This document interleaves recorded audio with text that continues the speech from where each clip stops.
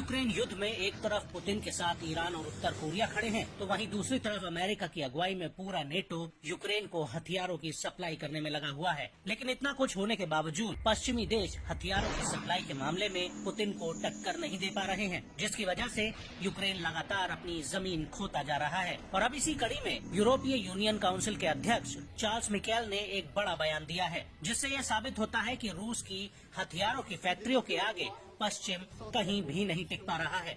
दरअसल Charles Michel ने कहा कि यूरोपीय देशों को अपने हथियारों के प्रोडक्शन को तेजी से बढ़ाना चाहिए, क्योंकि यूक्रेन में लगातार हथियारों की कमी हो रही है। इसके अलावा मिशेल ने ये भी कहा कि ये हमारे यूरोपीय महाद्वीप के लिए और वैश्विक सुरक्षा के लिए एक गंभीर खतरा है। यदि हमें यूरोपीय देशों की प्रतिक्रिया अभी नहीं मिली और हम यूक्रेन को रूस को रोकने के लिए पर्याप्त हथियार नहीं देते हैं, तो अगला नंबर हमारा है। यूरोपियन यूनियन के अध्यक्ष ने जोर देकर कहा कि दशकों तक यूरोप अपनी सुरक्षा और रक्षा में पर्याप्त निवेश करने में विफल रहा है। हमें अपनी सोच में रणनीतिक सुरक्षा के प्रति एक क्रांतिकारी और अपरिवर्तनीय बदलाव की जरूरत है। चार्ल्स ने रूस के खतरे को लेकर आगे कहा कि इसलिए हमें रक्षा के लिए तैयार रहना चाहिए और युद्ध अर्थव्यवस्था मोड में तब्दील होना चाहिए। ये हमारी सुरक्षा की जिम्मेदारी लेने का समय है। हम अब दूसरों पर भरोसा नहीं कर सकते हैं या अमेरिका या अन्य जगहों पर चुनावी चक्रों की दया पर निर्भर नहीं रह सकते हैं। आपको बता दें कि फरवरी 2022 में